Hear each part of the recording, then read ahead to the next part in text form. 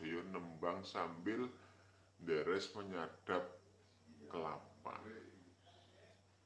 Salah satu kalimat dalam tembangan beliau adalah eh, klontang klantung wong deres buntute bumbung. Nah, mungkin seperti itu Pada ya. kesempatan saat ini saya mau eh, mencoba bercerita sedikit ya mengenai beliau yang dikenal dengan nama Sunan Geseng atau mungkin dengan nama Cokrojoyo. Ya, mohon maaf bila mana nanti dalam cerita saya banyak kekurangan ataupun kesalahan karena di sini saya hanya mencoba bercerita apa yang saya tahu dan apa yang pernah saya baca di artikel. Dan siapa Cokrojoyo itu nanti kita akan pas ya. Oke, Sunan Geseng adalah yang memiliki nama asli Raden Mas Cokrojoyo atau Cakrajaya. Adalah murid dari Sunan Kalijogo. Beliau disebut dengan nama Sunan Geseng itu diberikan oleh guru beliau yaitu Sunan Kalijogo kepada Cokrojoyo karena beliau setia terhadap perintahnya. Lalu seperti apa kisahnya, seperti apa ceritanya, saya akan menceritakan sedikit apa yang saya tahu. Mungkin nanti bila mana ada teman, saudara, atau ahli sejarah yang lebih tahu, silahkan untuk dilengkapi ya, mohon maaf sekali. Raden Cokrojoyo sendiri adalah anak dari Pangeran Semono. Yaitu Pangeran Semono itu merupakan keturunan dari Prabu Browijaya. Menurut cerita konon pertemuan Cokrojoyo dengan Sunan Kalijogo terjadi ketika Sunan Kalijaga melakukan syiar Islam di daerah dulunya yang nama sangat besar itu daerah Bagelen yang kini menjadi nama sebuah kabupaten yaitu Purworejo. Setibanya di daerah Bagelen, Sunan Kalijogo mendengar Cokrojoyo atau mungkin sekarang dengan nama ngetrennya Sunan Geseng yang seorang penyadap nira atau mungkin kalau bahasa ngetrennya di sini itu ahli deres menyadap kelapa ya sedang nembang atau nyanyi mendengar suara nyanyian beliau yaitu Raden Cokrojoyo. Sunan Kalijogo sangat takjub. Kemudian dia mendekati seorang Cokrojoyo. Menurut cerita, Sunan Geseng alias Cokrojoyo itu eh, murid dari Sunan Kalijogo tadi. Eh, Awalnya ketemu dulu ketika Sunan Geseng atau Cokrojoyo nembang sambil deres menyadap kelapa. Salah satu kalimat dalam tembangan beliau adalah eh, klontang klantung wong deres buntute bumbung. Nah, mungkin seperti itu ya. Sunan Kalijogo sangat tertarik dengan suara Cokrojoyo yang sangat merdu sekali. Nah, tutur dari seorang juru kunci petilasan Sunan Geseng yaitu beliau Bapak Budiono yang sekarang usianya sekitar 55 tahun ketika itu ditemui oleh tokoh sejarah. Beliau menceritakan seperti itu.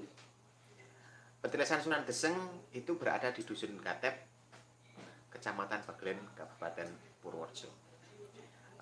Sunan Kalijogo pun bertanya mengenai hasil penjualan dari gula aren tersebut dan Cokrojoyo pun menjawab hasil gulanya biasanya digunakan untuk fakir miskin. Mendengar jawaban tersebut, Sunan Kalijogo kemudian memerintahkan Cokrojoyo untuk mengubah syiar menjadi sebuah tembang atau dengan lantunan zikir dan pujian kepada Allah. Sunan Kalijogo kemudian melanjutkan perjalanan ke tempat lain lanjutnya. Setelah itu Pak Budiono bercerita, Cokrojoyo kembali melakukan kegiatan membuat gula aren, eh, apa namanya, dengan bernyanyi menggunakan syair barunya yang didapat dari Kanjeng Sunan Kalijogo.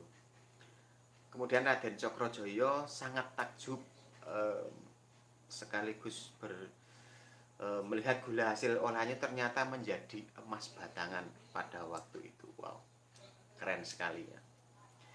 Akhirnya setelah menyadari keanehan tersebut, Raden Cokrojoyo kemudian mencari Sunan Kalijogo untuk mengucapkan terima kasih sekaligus meminta agar dirinya diangkat menjadi murid Sunan Kalijogo. Akhir dari perjalanan tersebut, Cokrojoyo bertemu dengan Kanjeng Sunan Kalijogo dan mengutarakan maksudnya untuk diangkat menjadi sebuah murid. Mendengar apa yang disampaikan oleh Raden Cokrojoyo, Sunan Kalijogo memberikan sebuah isyarat agar Cokrojoyo tinggal di hutan hingga Sunan Kalijogo kembali ke tempat tersebut dengan menancapkan sebuah tongkat. Sunan Kalijogo berpesan kepada Raden Cokrojoyo agar menunggui tongkat tersebut sambil berzikir kepada Allah Subhanahu wa taala hingga Sunan Kalijogo kembali lagi ke tempat itu menurut sejarah buku cerita yang ada.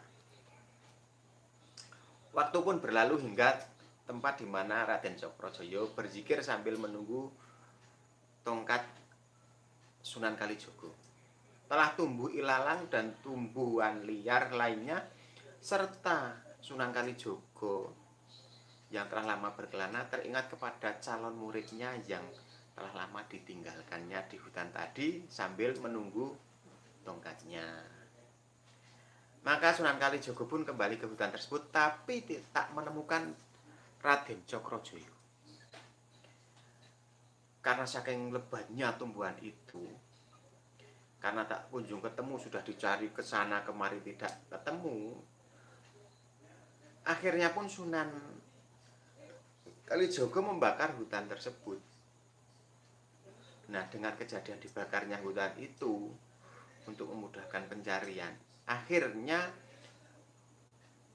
Raden Cokrojoyo terlihat. Sekalipun api itu telah membakar seluruh tubuhnya di sekeliling, tapi alhamdulillah tubuh dari seorang Raden Cokrojoyo dan tongkat Sunan Geseng tak terbakar sedikit pun. Itulah sebuah karomah dari Tuhan Yang Maha Esa.